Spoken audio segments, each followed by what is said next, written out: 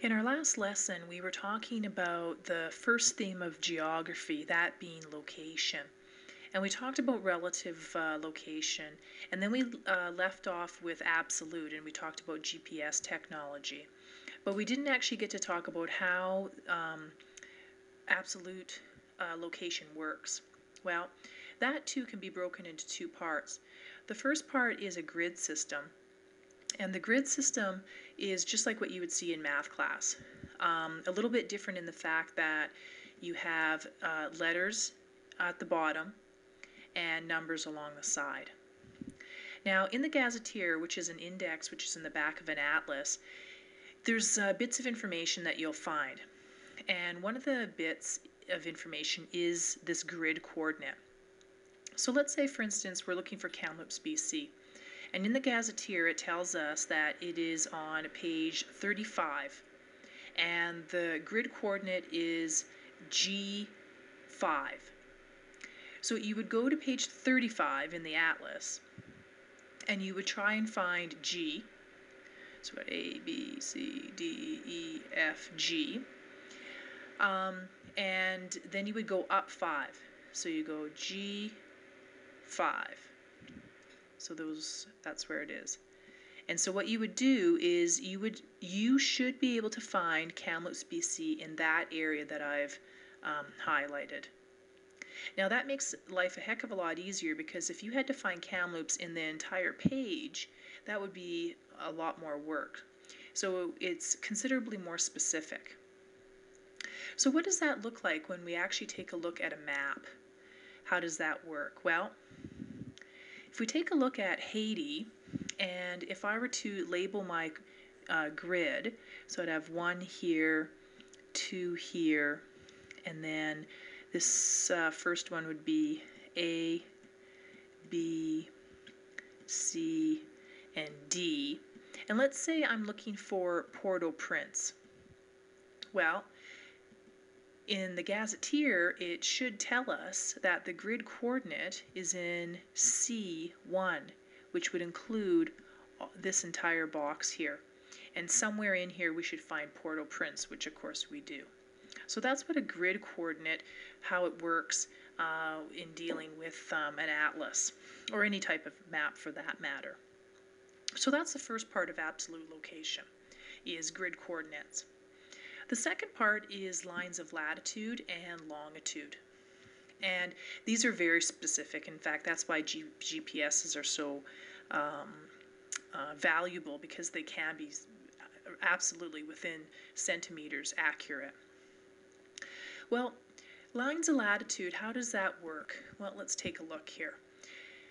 The Earth is actually divided, or there's lines that have been drawn, imaginary lines. They go across the Earth, and they also go up and down.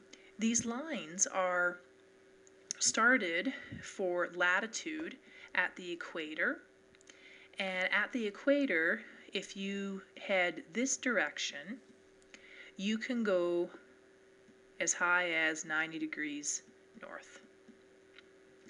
If we go south, of course, that's 90 degrees south.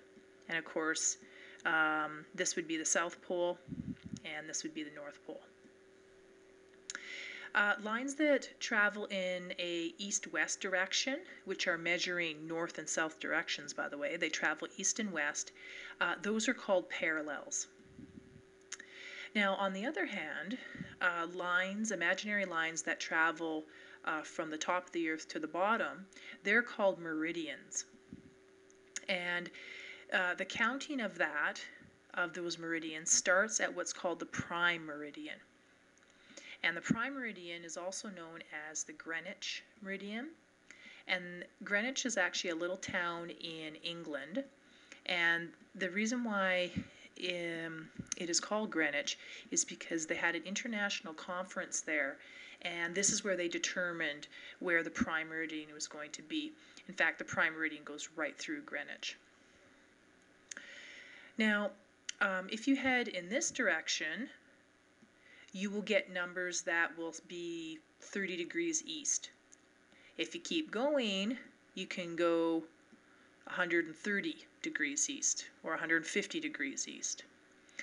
Obviously, if you go this direction, it's the same thing. So you can get 240 degrees west. So that's how the lines are determined. Let's take a look at another diagram. How are these lines, how did they figure this out? Well, what they did is, and like I told you in the last diagram, let's do latitude first. By the way, latitude is always mentioned first in any coordinate that you give. So for instance, if you have a hard time remembering that, any degree that it has a north and a south attached to it is always mentioned first. So I drew a line on the equator here. Now that's your starting point for any lines of latitude. So if we move up 50 degrees, because of course you can actually use a compass or a protractor. If you measure 30 or 55 degrees north, that line right here, if you go all the way around the world, it will be 55 degrees north everywhere. Same thing with lines of longitude. So here's my prime meridian. And if I head in an easterly direction, because that's where we are right here, and if I go 80 degrees, and again I can measure that with a protractor if need be, this entire line, right from the north all the way to the south, will be 80 degrees east. So that's how they came up with it. It's very mathematical. There's no guessing involved. Definitely not. So what about this diagram? Now, because there are very specific lines that help us with certain bits of information, they've actually given some of the parallels of latitude certain names.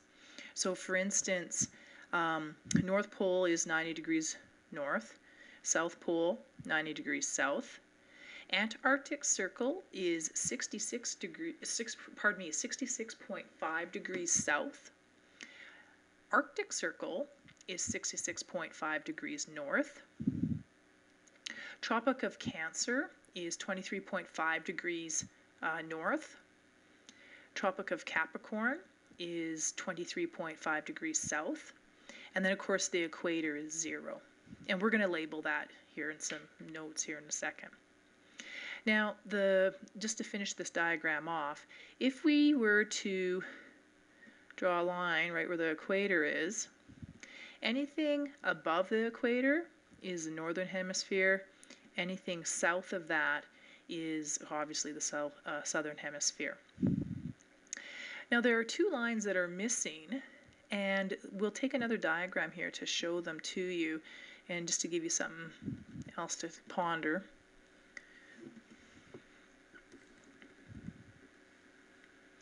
Now this line, of course, has the sum of the lines of latitude, as you can see here, but it doesn't have all of them. It's missing the poles and it's missing Arctic and Antarctic circles.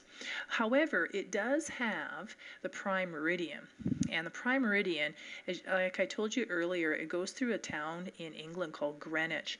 Now it's kind of hard to see here, England's so small, but right in here approximately is where Greenwich is. And this entire line from north all the way down to south is the prime meridian. Now there is one major line that this diagram is missing, and it is actually on the other side of the Earth, and it is at 180 degrees. And it is called the International Date Line. Now this line is really cool because international, I won't write it all out, date line, because you can actually, I'll show you how you can have your birthday 2 days in a row.